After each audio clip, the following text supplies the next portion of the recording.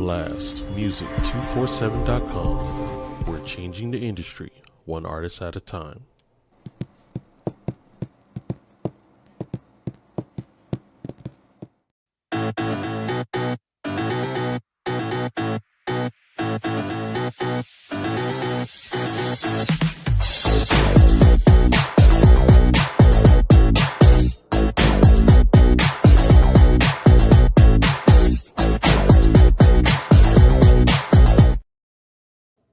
Hello, friends. Happy Thursday, Friday Eve, as we always say here on the Legal Lounge podcast. Welcome, everyone. Thank you so much for joining this week. And so this week we are doing personal and business credit. I'm excited about this. Also, how to get funding for your business. So I hope you guys are ready for that. Now, remember, please subscribe to my YouTube channel. That's Mitchell Legal Solutions, PLLC. If you subscribe, that's where you get the replays. And you can also get notifications for when it's going live.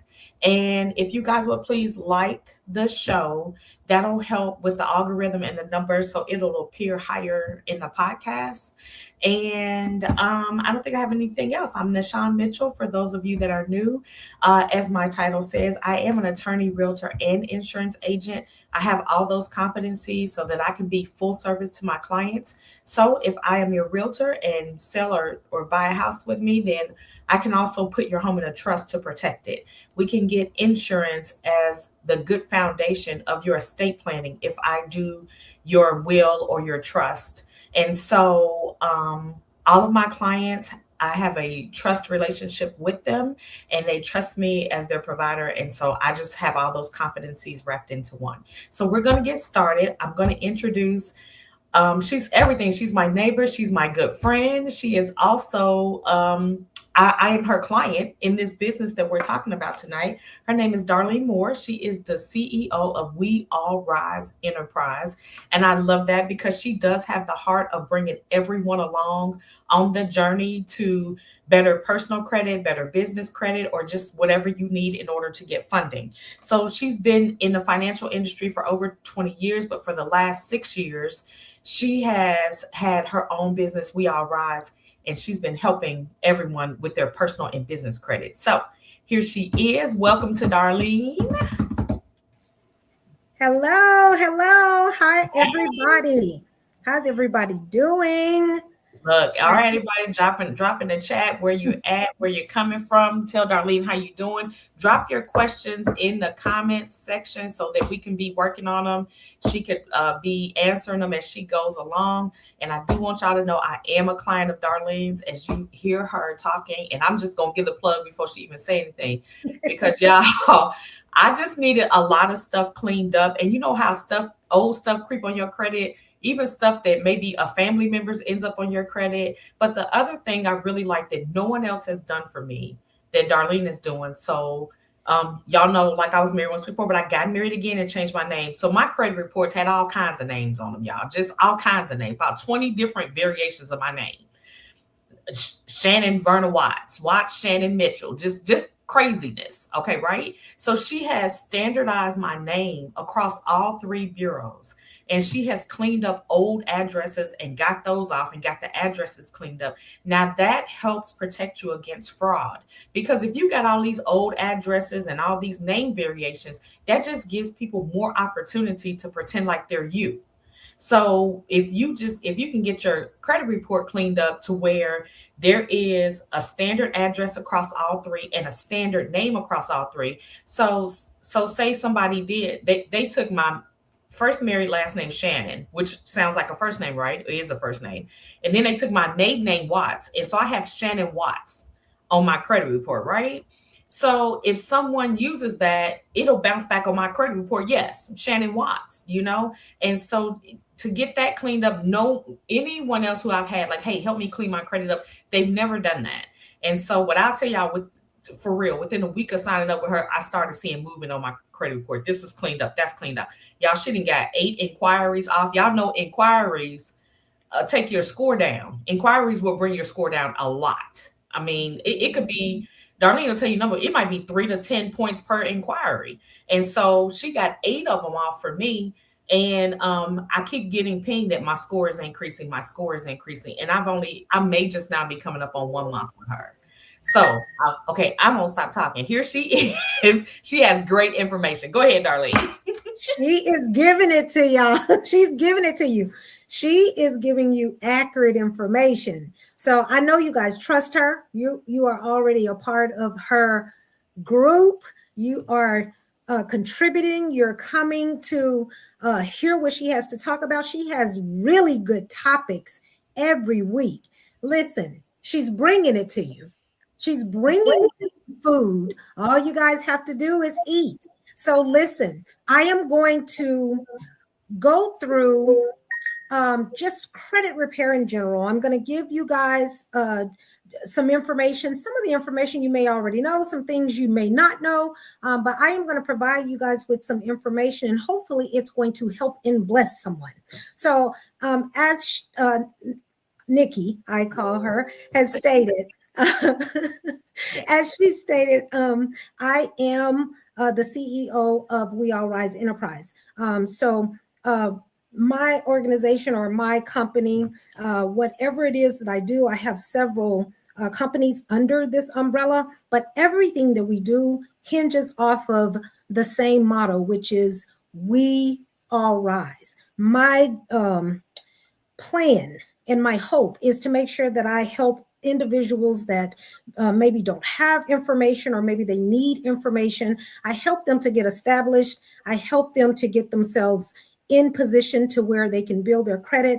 And then, with anything that I'm doing, I'm making sure that the individuals have the knowledge so that they can do these things on their own after I'm gone. So without, further ado, let me get into credit. Let me get into funding and talk to you guys a little bit about that. So credit as a whole, we know we have personal credit and we have business credit. We're going to start out with personal credit. When you think about personal credit, you should think about your financial reputation, because that's what it is. It is really a snapshot of how you handle borrowed money. So keep that in mind when you're thinking about what's a lender looking at, what do they think of me? They have nothing to go on. They don't know you personally. They're looking at your financial reputation and how you handle borrowed money. So what makes up your credit score are the following things. It is your payment history. It is your utilization. It is your credit age. It is the number of accounts that you have, or the number of accounts that you have, and then your inquiries. That's 5 different things that make up that one credit score. When you guys see that credit score is comprised of those 5 things. Each one of those things hold some weight. I'm going to tell you, your payment history holds the most weight. It's 35% of your credit score. Any of these things, though, if they are out of whack, too far to the left or too far to the right, they are going to affect your score. That is when you see your credit scores go up and down or fluctuate. So those are the factors that make up your credit profile. Utilization. You want your utilization to be between 1 to 10%. That's excellent. If it's 30% or under, it's acceptable. But if you are above 30%, you begin to be risky to lenders. So keep that 30% in your mind. That is where you kind of want to stay at with your utilization. That's how much credit you are utilizing and using. That's what you want to stay with. But if you're between 1 and 10%, you're in excellent shape. And if you're getting business credit, which we'll get to in a moment, your utilization needs to be at 10% or below for business funding. Okay. Now, let me tell the people, Darlene, let me tell the people real quick, because on my show, what I like to do is be transparent and make it real for the people, so they don't, everybody sometimes feel like it's just them. Now, I got Darlene to help me, because So one, my utilization is out of whack. Now she can't help me with that. I got to pay my own bills now. Yeah, my utilization is at 67% because I'm trying to fund my business off my personal credit. And so now I can't get the business credit because my personal credit is out of whack because I'm using that to fund my business. I'm trying to swap it around. So she's also consulting me on these things. So I have some good and some bad. I have like, she said I had 34 paid on time accounts. Hello, y'all. 34 paid on time accounts. And I have good longevity in a lot of accounts, but I had those inquiries. I had like 11 inquiries when I started with her. So she got 8 of them off and really only had 3 negative accounts. And I just got an Equifax report. They came out, Barclay, Avant, and one other. It came off. And so now my job is to get my utilization down. So y'all look at this drawer right here at my desk. Look at this, y'all. Y'all, these my credit cards. I got them in a rubber band in the drawer at my desk right here. And I don't keep, they're not in my purse anymore. And y'all can't see, but on the top of each card, I got the balance. And the percentage of utilization that's on the card as motivation to pay them off. So now these ones in the back, see, they ain't got no, because I paid these off. So these are paid off. So, and I'll send Darlene a text and say, girl, I paid the card, or I got it down to 20%. So it's also good accountability to have her on your team to help you get there. She reminds you of what you're working for. When I want to get on Amazon, and I pointed out to my husband the other day, you ain't seen a truck roll up for me because I ain't got no money, y'all. My money in this drawer right here. I don't take them out. I take my debit card, and if I don't got it in the bank, I can't buy it. Go ahead. Let the people know. These are real things. This not just us being presenting information. These are real things. She is giving the real tea. I have a little a little trick for you guys on the utilization too. I'll let somebody remind me to tell them about the utilization if you got high utilization and you're trying to figure out how to make it work. Man. So put a pin in that for me. So okay. on the utilization, she's absolutely correct. You want to be at 30% or below. If you are trying to get business funding, it needs to be 10% or below before they will give you funding on the business side. So that's utilization. Now, a strong credit profile is going to be a profile where you have on-time payments, you got low balances, you have low utilization, things like that. When it's weak is when you have high balances. Sometimes we can't help that. We out here living, you know what I'm saying? So sometimes we can't help that. But what is considered weak profile and what will hurt your profile is if you have high balances, if you have late payments, of course, if you have collection items or bankruptcies or repossessions, all of those things, student loans, all the things that be lifing. Because listen, we all go through this thing called life. And if you come across somebody that tell you they ain't never had anything going wrong on their credit profile, I'm going to tell you they are lying. They probably got it repaired, but they're not telling the truth. So those are just some of the things that will weaken your account or strengthen the account. Now, some people may be saying right now, well, I can tell you right now, my credit needs some help. I got some issues going on. And I can tell you that that's where credit repair comes in. And I don't like to call it credit repair because it is credit restoration. You need to have your credit restored. And when you get your credit restored, it's not about just getting it restored. It needs to be structured. If you are wanting to get any type of lending, that's a home, let me just say, for a home, you can get lending. If you get your credit repaired or restored, you can get lending, but you're probably not going to get favorable rates if it's not structured right. So your structure matters. So those are just some of the things to keep in mind. So if you are in a position right now, I'm trying to, kind of hit people at all points. But if you're in a position right now where you are saying, I don't even have no credit, my credit profile is thin, or you're saying to yourself, I got credit, but it's jacked up and I need it to be repaired, then those things can happen. If it's thin, you can use builder accounts. If you guys haven't heard of builder accounts, those are just what we call starter accounts. Those are your secured cards. Those are your credit builder loans. Those are the things that you want to invest in, so that you can build your trade lines and build your credit history, because you have to have credit age and you have to have a mix of credit for you to get lending. Darlene, I'm sorry to cut you up, but let me put it right here so the people know right where to go. Capital One, they have a secured credit card. Get on CapitalOne.com, click on a secure card. You send them about $200, $300. They'll open it. Go charge you this high gas right now. Just what I did early when I needed to do it was I would get a tank of gas.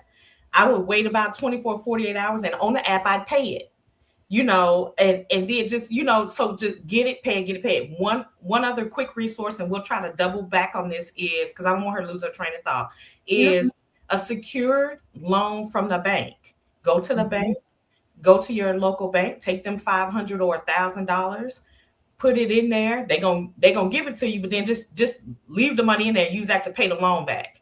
And you'll be making payments. And when I sell houses and people need help with their credit, if they do that in 2 to 3 months, they score shoots up when they have that secured loan from the bank.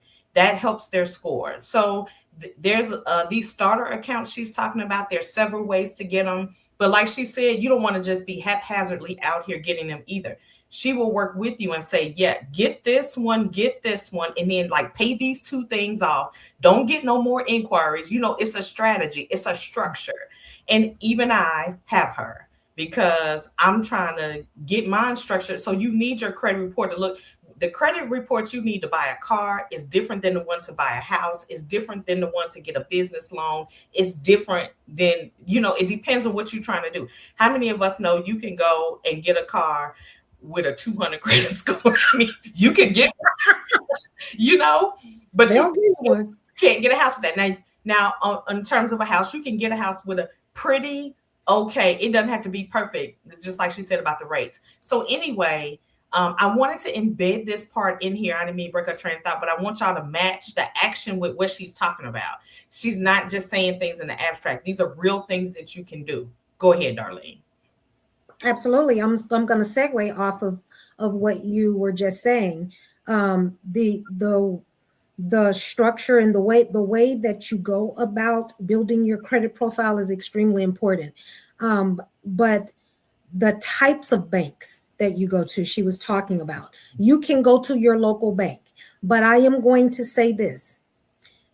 You need to know about your local bank. Yes. Because some people are banking with local banks, and those banks are not good banks as far as being able to lend to you, as far as being able to be able to get the things that you want to get. So you need to know if your bank is a bank that you're going to be able to, when I put my money in here, am I going to be able to come back to you guys and get something? It's a relationship. So if you put your money in there for a secured card or a secured loan, but 2 years, you're down the line and you can't ever get like a lending with them, then you're wasting your time with that bank. So you need to make sure you are putting your money with banks that are going to reward you for building your credit and having a relationship with them. So there's 3 different types of banks out there right off the bat. I don't know if you guys know, but the number 1 banking institutions that you should be building relationships with is credit unions. Credit unions.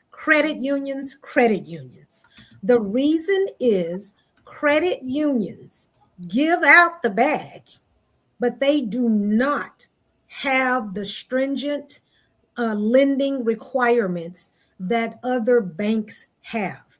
They are very flexible. That's what I mean by that. They're bendable and they're flexible on how they will lend. So if you are not with the credit union, you need to get with the credit union. So that's where you want to put your money. That's where you want, if you're going to get secured cards and secured loans, because credit unions have them, that is where you go. Because the credit unions are the ones that will turn your secured lending or card into an unsecured product. And then after they turn it into an unsecured product, they will give you lending that will be far greater than the big banks. Big banks take less risk because they're big banks. So credit unions is the first banking institution. That's the one you will always want to go to, but you want to have a blend. The second types of banks are regional banks. So those are going to be your regional banks that are all around in the areas that you are in. Those are very good banks. They are flexible too. Not as flexible as credit unions, but they are very flexible. They give out really good lending as well. And then you have your big banks. I'm not judging or coming down on big banks, but I am telling you that big banks, you have to work harder if you want to get funding from them, and it's not something like $500 to $1,000 or $2,000. If you're just starting out, the big banks are not the ones that are going to give you a bag. I go get an account with a big bank, I get a secured card with them, I'm doing everything I'm supposed to do. Now I go and I'm trying to get $5,000 or $10,000.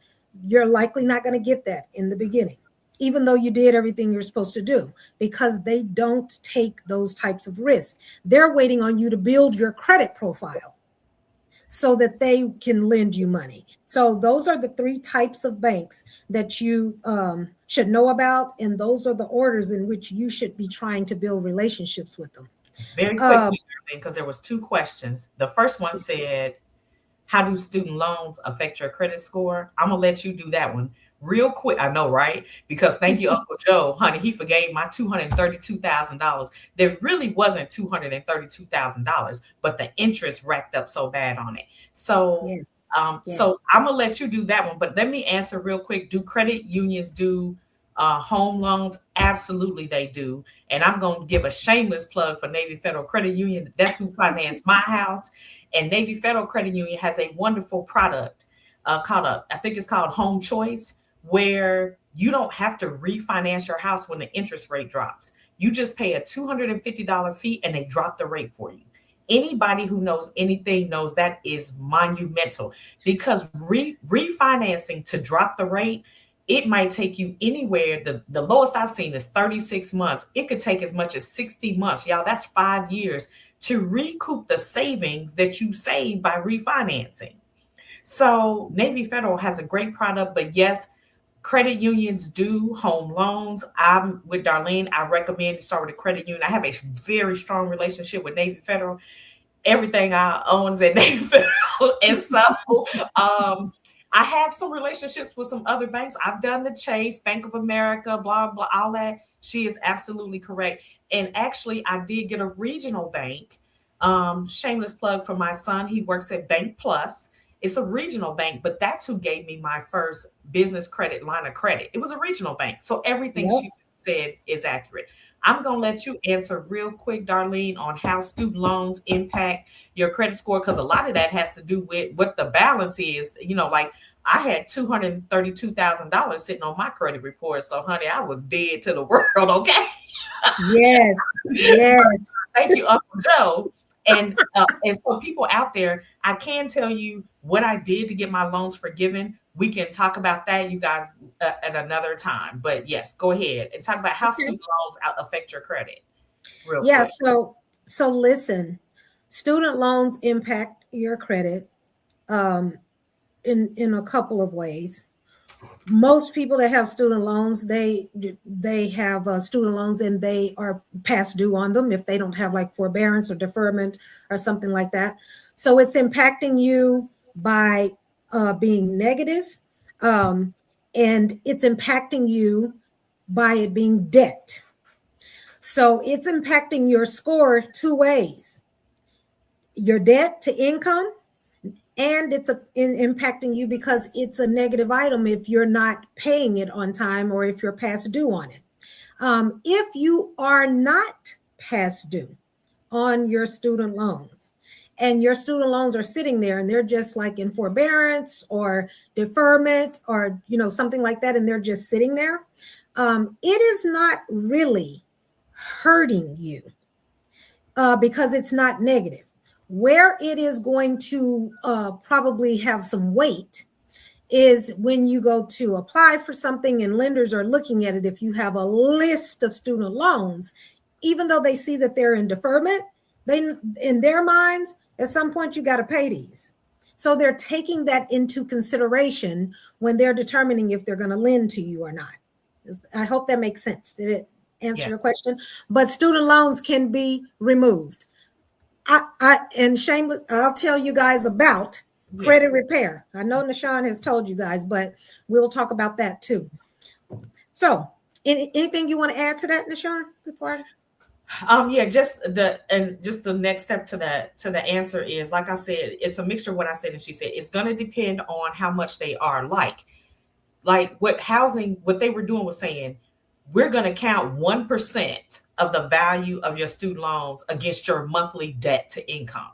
So every creditor had a standard for how they were treating student loans. That's what you need to know wherever you're applying for credit at. Whenever you think about applying for credit, that's a strategy. You shouldn't just be haphazardly out here applying for stuff.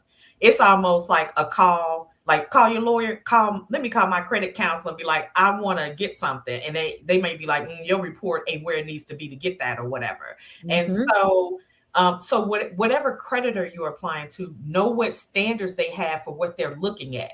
They may not care at all about your student loans. Like Ford don't care. If you go in a Ford dealership, Ford cars are actually designed for everyone to own them. So they got a car and a financing plan for you. They'll get you a car. They don't care about your student loans. And it may not be the car you want, but you can get a new one. So in any event, that's the impact. She's right. If it's not like you're late on it, it's not negatively hurting you. In some instances, it might affect your score depending on the value, but that's the different credit reports I was talking about. So yes, we hope that answer is helpful. We're happy to expand, but I'm shameless plug. If you hire Darlene, she'll tell you about all. She'll help you and tell you about all that. Because like I said, I have hired Darlene. Go ahead, Darlene. All right, I'm moving forward. So listen. So then when you guys are thinking about, do I qualify for anything? Can I get credit?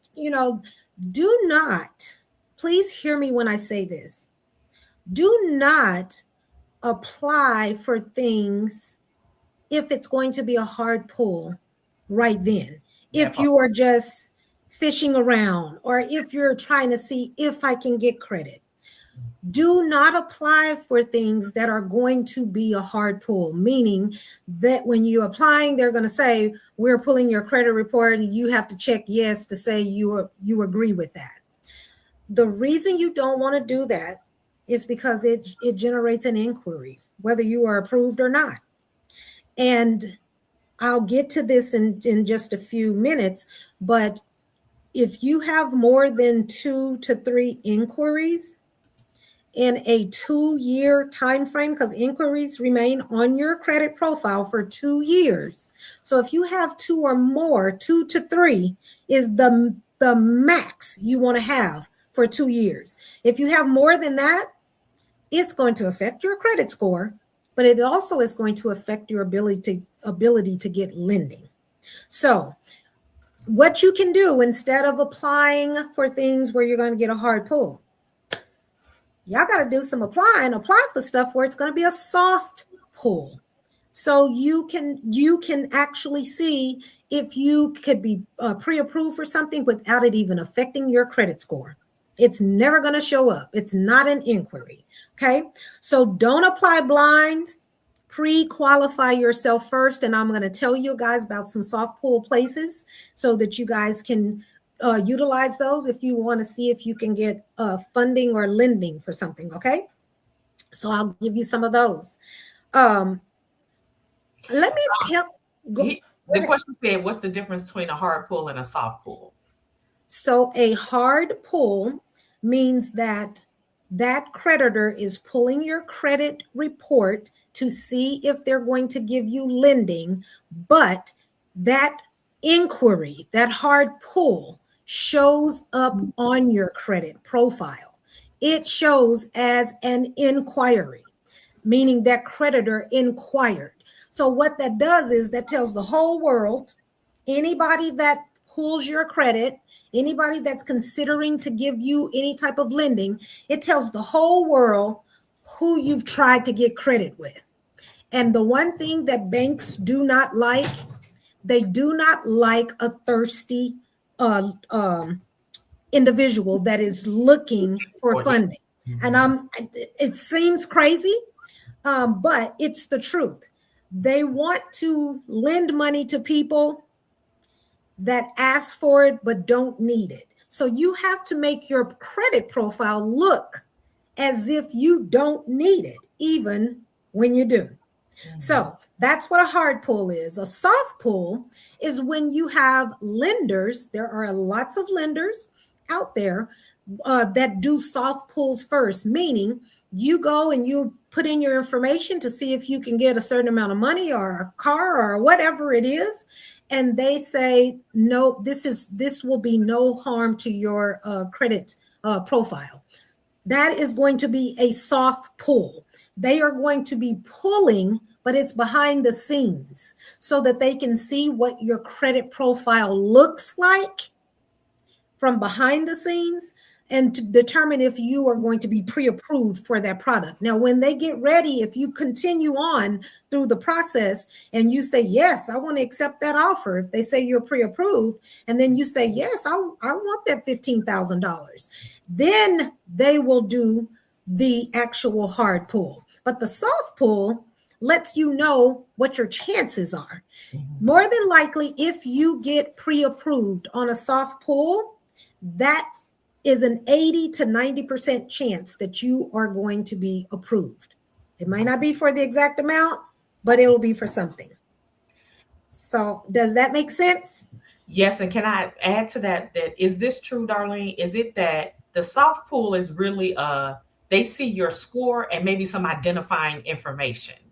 The hard pull is where they get the devil is in the details. That's when they know they can see your debt to income. They can see your last highest balance. They can see all your credit that you have. They can see everything. Whereas a soft pull, like you said, it gives them an idea that you probably are qualified, because then they can see your score and they can see some identifying information like your name and address, and like you didn't lie about that stuff. It's not the detail that a hard pull is. Is that accurate? That is absolutely correct. Okay. You're absolutely correct, which segues me into this. So let's just say, for example, you have a 700 credit score. Well, that's a 700 credit score, and that's a good credit score, right? People have 700 credit scores. You can get things. So you can apply for something. You have a 700 credit score, and you can apply for something, and you can do with a company, and it's a soft pull. That company will do the soft pull.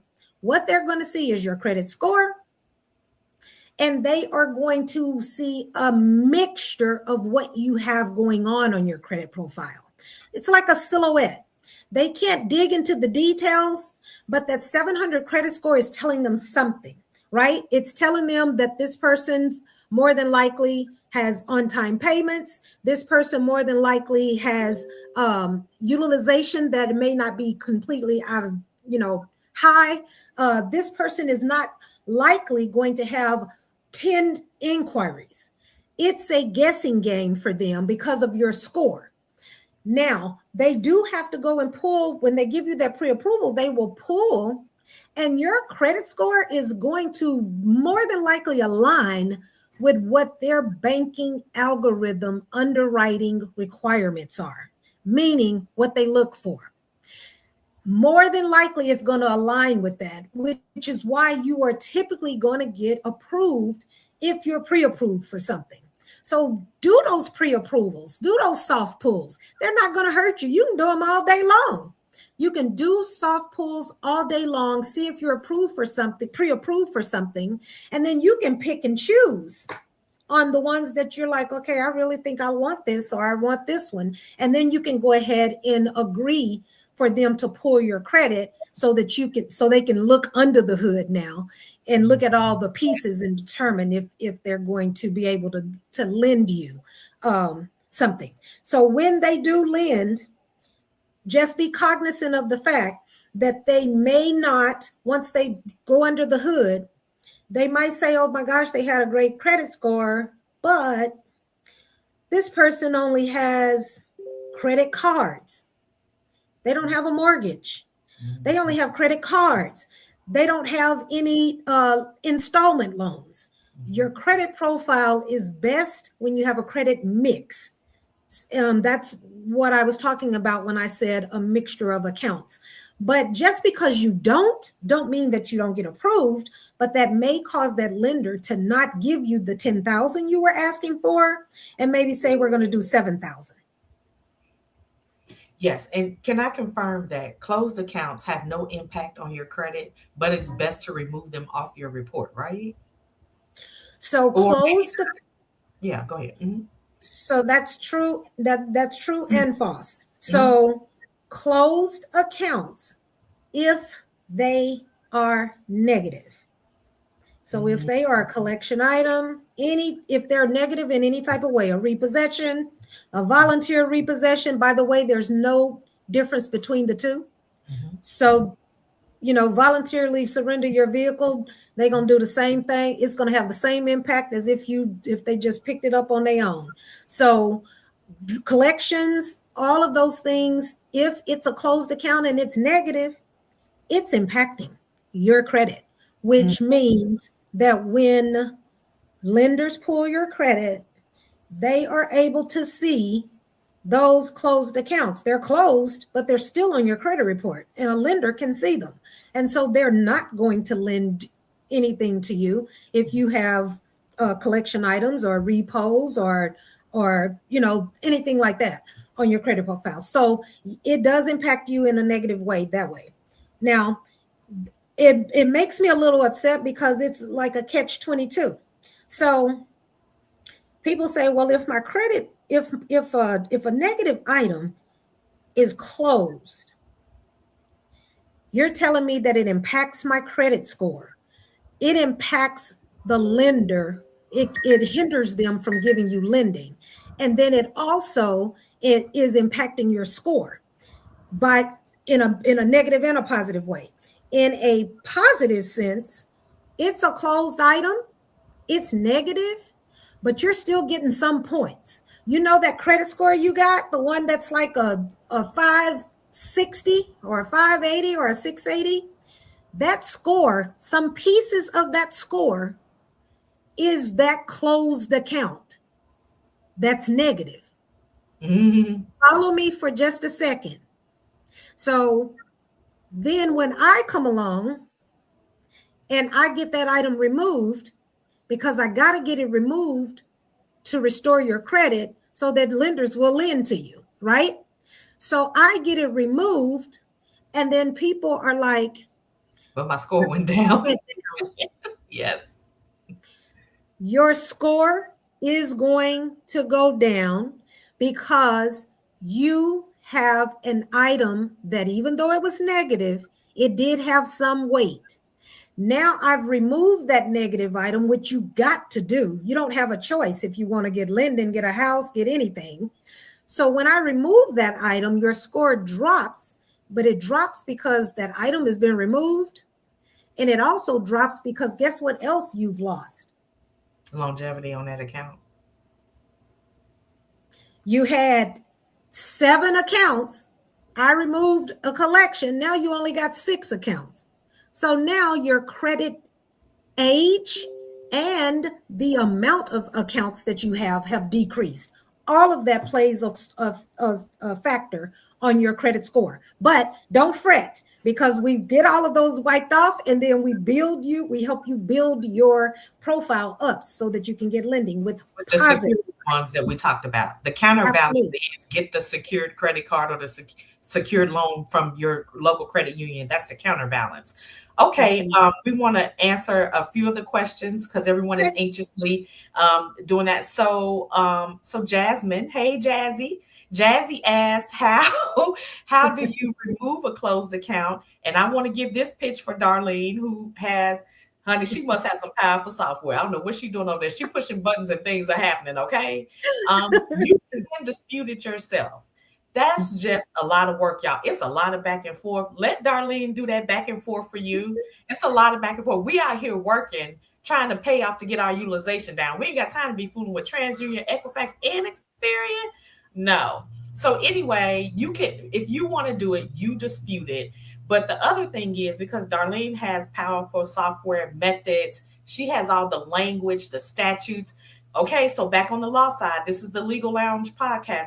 There are legal statutory ways to get information off your credit report. She does that every day for a living. Let her do it. Y'all, I'm too swamped, okay? Look, I can't do it. I'm trying to get murderers out of jail and everything else. But there are legal statutory ways. Last week, the episode was about bankruptcy. We talked about legal statutory bankruptcy, a legal way to wipe all of your debts clean because the government itself, based on Christian values, has said you're entitled to a fresh start. We talked about bankruptcy last week. This week, we're talking about credit repair, personal, and then building business credit. There are statutory ways that allow for things to come off your credit for a myriad of reasons that we don't even have time to discuss tonight. But Darlene can get that done because is what she does all day. So she has access to the statute numbers, the letters, the tactics, the strategies, and everything else in order to get your credit report legally where it should be. You know, favor ain't fair, as we like to say in the spirit world. And when you got Darlene, favor ain't fair in this credit game because she's going to use everything she has to get it. Y'all, I'm getting the emails that say, what do I have? Capital One. Who is that? Experian or Equifax? One of those that, monitors your stuff and you get the emails. My score went up, my score went up. When those inquiries came off, my score went up like 24 points just from those inquiries coming off. And so that's how you do that. Are there other ways to create revolving credit other than just credit cards? Now that one I'll leave for you. Yes. So revolving means just that. So it is just going to be credit cards. It can be retail cards like what's that famous one? NFM, Nebraska. Those are revolving, like any card that you have revolving is anything where you're going to be, I'm sure you know this piece, but for other people, revolving is anything that you have that once you use it, you have the ability to use those funds again once you use it and pay it off, or once you use it and pay it. So it's revolving, just like a credit card is. As you use that card, use it, and then you pay it, then you have the availability again. That's what any revolving card is going to do. And you do need revolving cards or revolving accounts as a part of your credit mix. So that is important to have. So a department store card. This is my other sign on here, Javarius, that asked the question. Hey, Javarius. So yes, so there's credit cards, but there are department store cards that can be revolving. So like she said, whenever you see credit and it's a set amount they give you, and as you pay it down, you can use it again, that's revolving. There's also installment loans. That's when there's a set amount, and as you pay it down, you just pay it down, like your car note. That's an installment loan. It's a certain amount. You're going to pay a certain amount every month. You're going to pay in installments until it's paid off. So that's an installment loan. And then you have a mortgage that, they want to see. There's lines of credit that may be treated differently. The bigger banks will look at a line of credit as a different type of credit than installment revolving.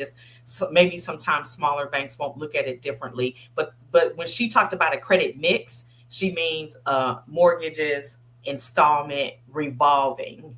And it could be line of credit, could be the other one, those different mixes. Absolutely. So, yeah. Absolutely.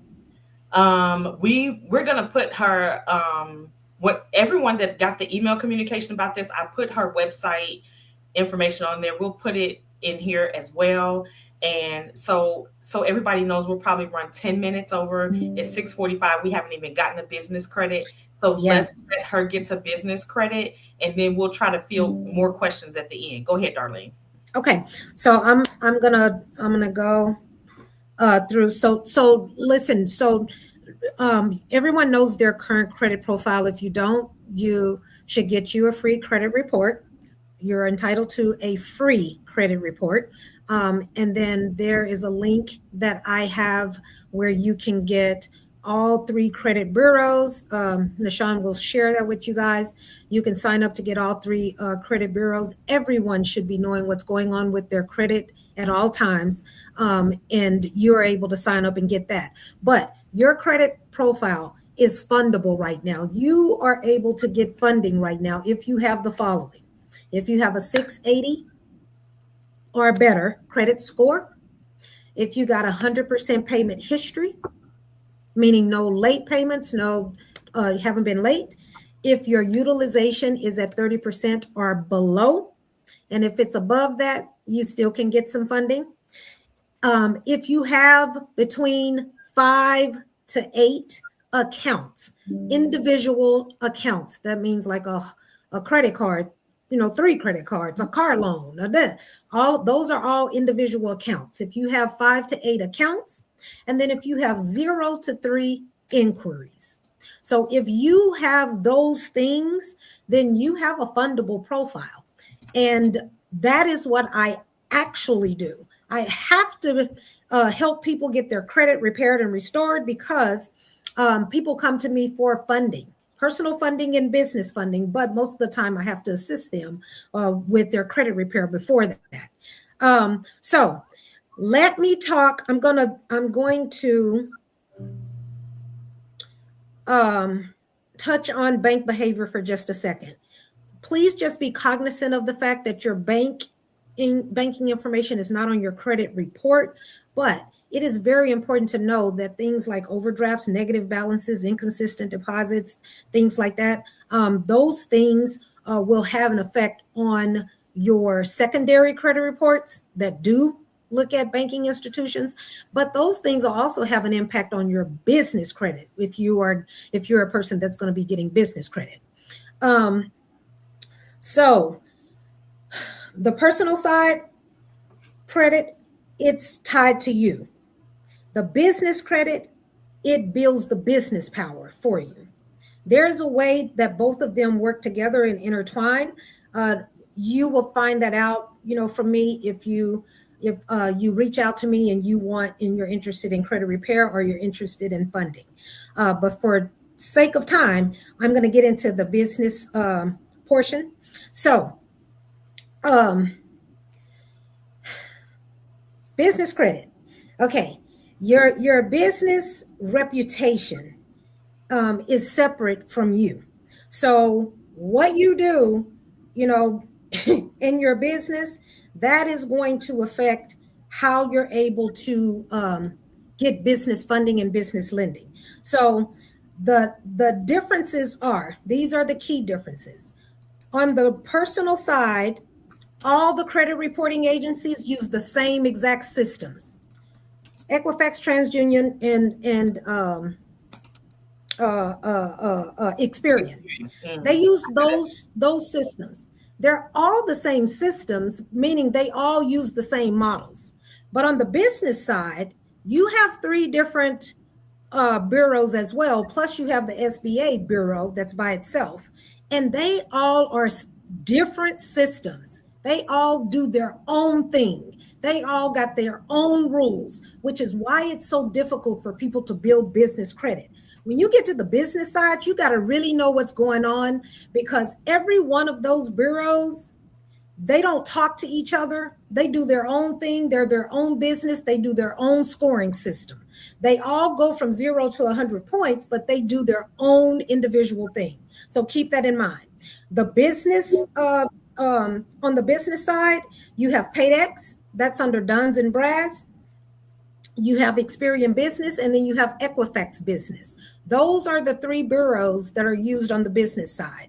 And then, of course, you have the SBA, which is a separate lender, though they're the ones that look at you when you're doing small business loans. Okay, so three systems, three totally different opinions. All of them live in the business world under your business credit.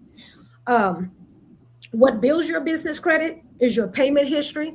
If you don't hear anything else, you got a whole lot of factors that build your history on the personal side.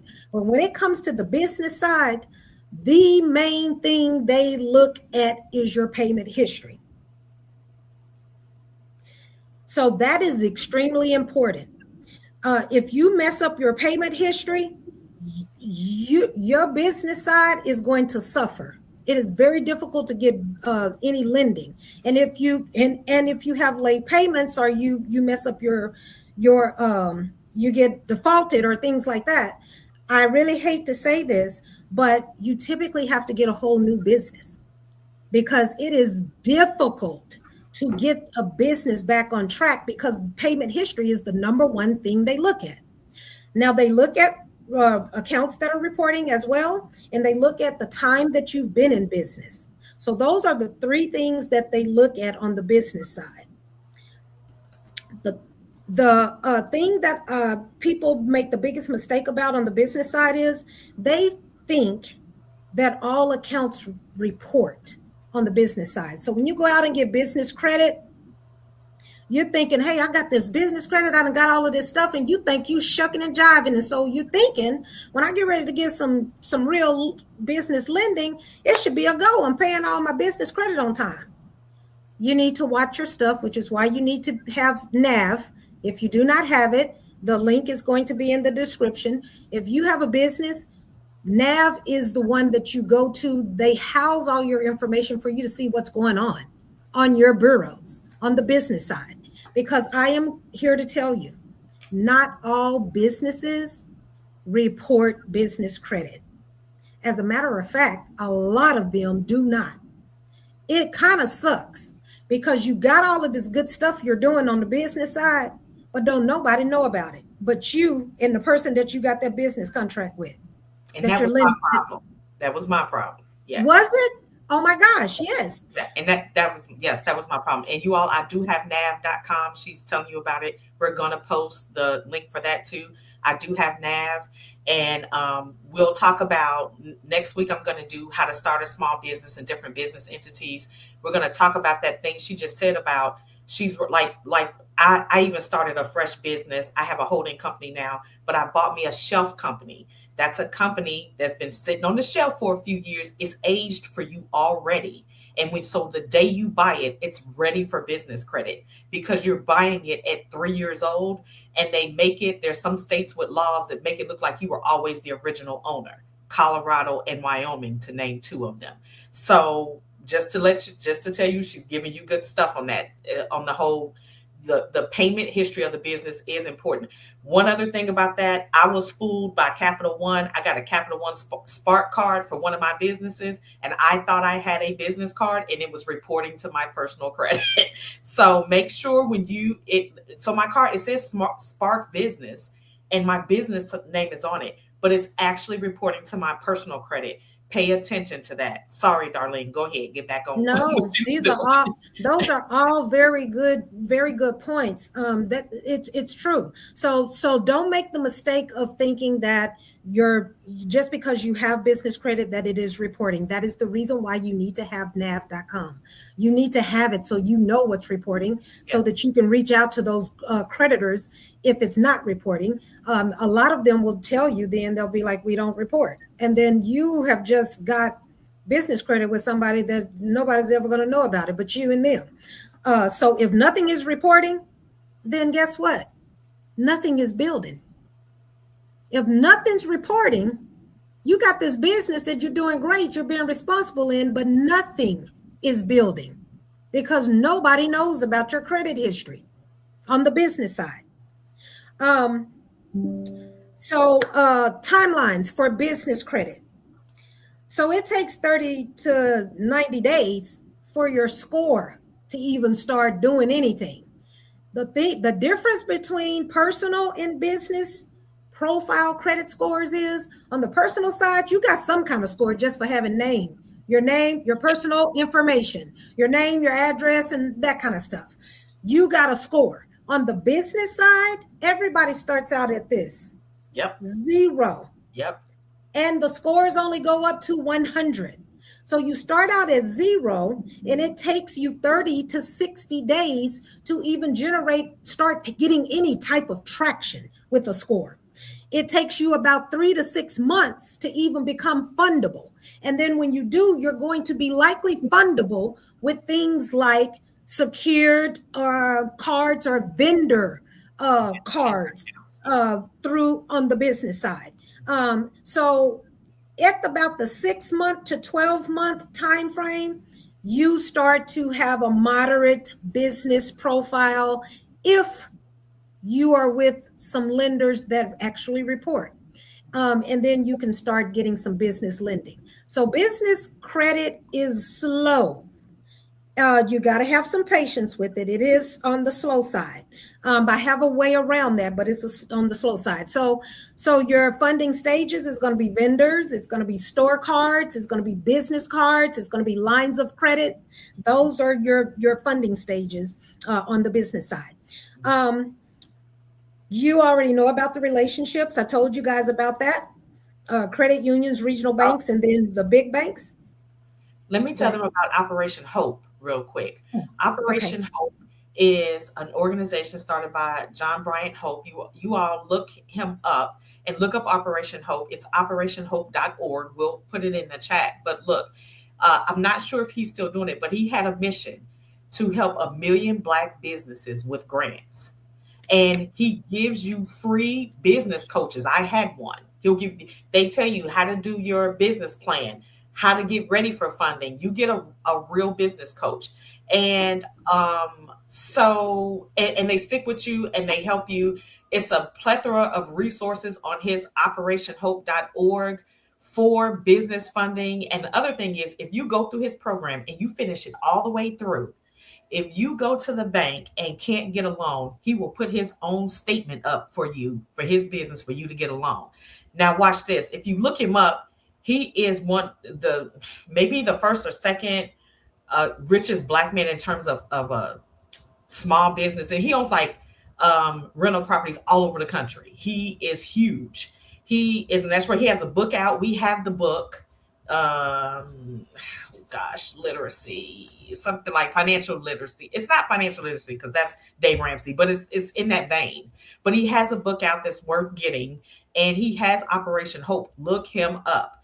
And so we'll probably have to have a whole nother segment that talks about business funding in the future. I wanted to introduce you all to Darlene, let you know about her service and everything. We can keep going. We can go to 10 or 15 after, because I want her to finish this business credit. And we want to catch any of the last questions that you all have. Okay, Darlene, go ahead. You're absolutely fine. And thank you. That's an awesome thing. It's people out here doing things, y'all. They're doing things to help. It's just kind of hard sometimes because you got to weed through the mess. But I'm here to say, don't give up hope if that is something that you are, trying to do. On the business side, the last thing that I was going to just make sure that I told you guys about was NAV. If you don't know what NAV is, when you click on the link, you're gonna know. But they just track your business credit. They monitor your scores. NAV is kind of your dashboard, okay, for you. They are not your builder, though. They are not the ones that you can like dispute items on and things of that nature. They are the individuals that have a dashboard for you to see how your business is panning out. So I just wanted to say that credit is a tool. It is not something to take lightly. And if you are like me, you done messed it up one or two times in your life. No shame. And so it's a tool. It is something that we all have to utilize in order for us to get lending. But the good news is there's always been laws. These laws have been on the books for I don't know how long for you to have your credit repaired, so that you can have second chances, second opportunities. So that's something you can do. So credit is a tool. The structure, though, is what gives you the power. Come on. And then the positioning is what gets you funding. Come on. And I get people as little money as they want, but most of the people that come to me are looking for, a lot of them are coming because they just want get a house and with a good interest rate. Yeah. Because you can get a house, but Right. you have a horrible interest rate. They Right. just want a house with a good interest rate. But a lot of the people, they are people that are about to either want to start a business or they got a business.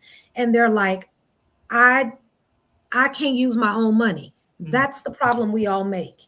We use our own capital, our own cash, our own income from our own job, if we're working in corporate America, to fund our business. Don't do it. It's a hamster race. Don't do it. I'm in it now. I'm trying to work my way out of it. We're getting out of it. Yes, So my job is to get your credit restored, structured for you so that I can then get you lending other people's money. Come I on. will help you use other people's money and other people's assets to build your business. Yes, you pay that back, but you pay it back while you're scaling your business. Yes. You're not using your money to scale that business. You're using somebody else's money to scale that business. And there's a whole list of strategies. I do not just, get lending for people. I show them how to use the lending. So right. if you're coachable, I'm here with you. I show you how to use that lending so that you're able to run the funds around between your personal and business profiles. You definitely can. Yeah, I could have bought this whole house with business credit, but I wasn't ready. Okay. So let's answer this question from my really good friend, Jeffrey Scott. Jeffrey Scott's a really good friend, an old friend. He says, are credit counseling companies worth dealing with? Are they a waste of time? I have an opinion, but you are the expert here tonight. Go ahead. I'm going to say credit counseling companies are not a waste of time information wise.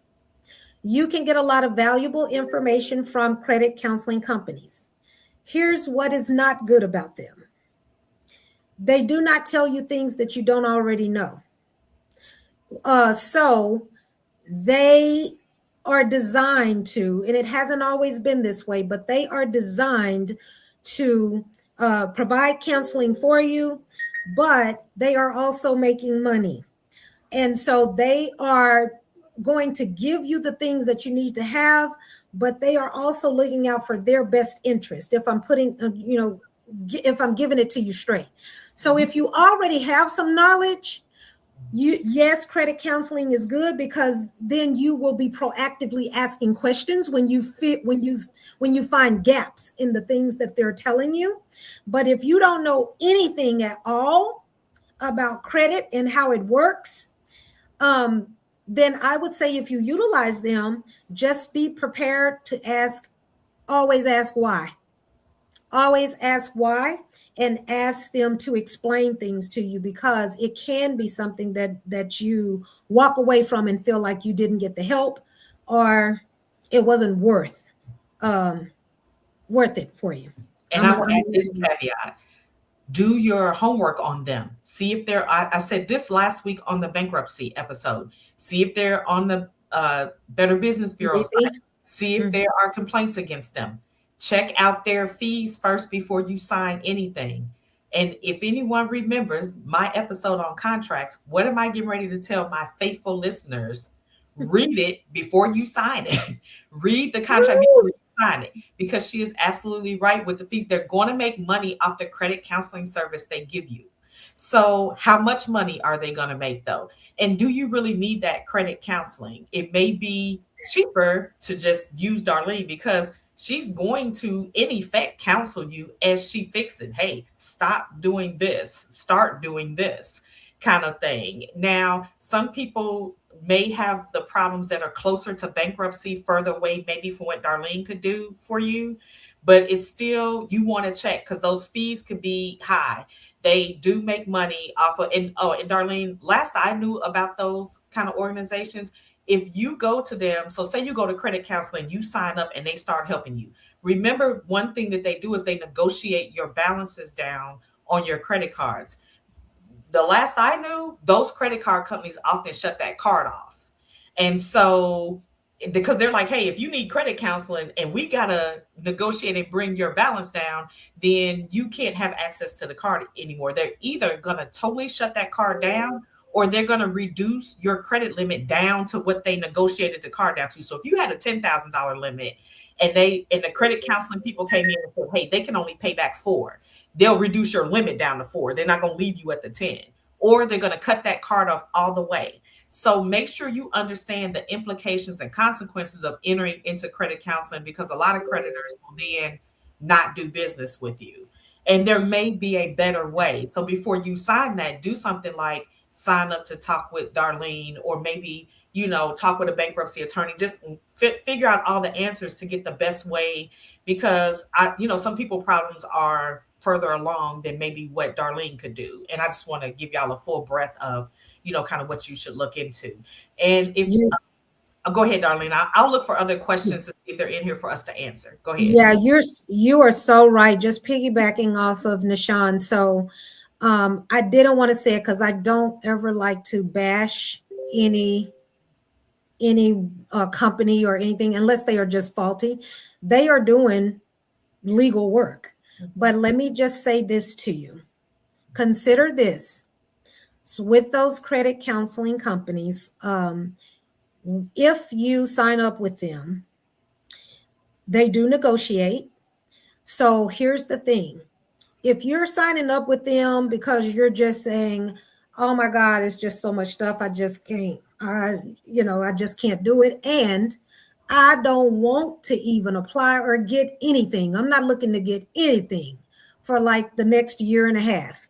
If that's the case, then you may be in good shape signing up with them. They are going to, they're going to bargain with your lenders and all of that stuff. But the reason I say for the next year and a half, up to 2 years, don't expect to get anything, because they are going to wait. They're part of their bargaining chip is that they are talking back and forth with those creditors for the first 90 days. So guess what's happening for the first 90 days? If these were some accounts that you had that were in good standing, but you just said, I cannot afford none of this no more, I'm gonna do credit counseling and let them negotiate my stuff. Well, you have a good account, you have a good profile, but what's gonna happen is for the next 90 days, you're about to have 90-day late payments on all of those trade lines that they are negotiating on for you, because they are not going to negotiate with them in the first 30 days. They are going to string it out up to 90 days because they're looking for the least amount that they can pay out on or settling that debt for you.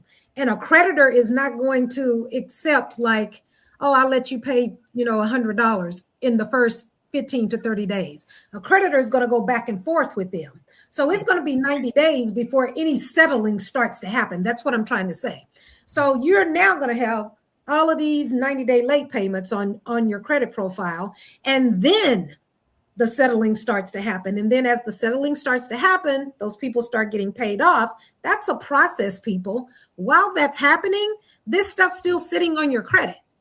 So now you're from 90 days, you're going to 6 months.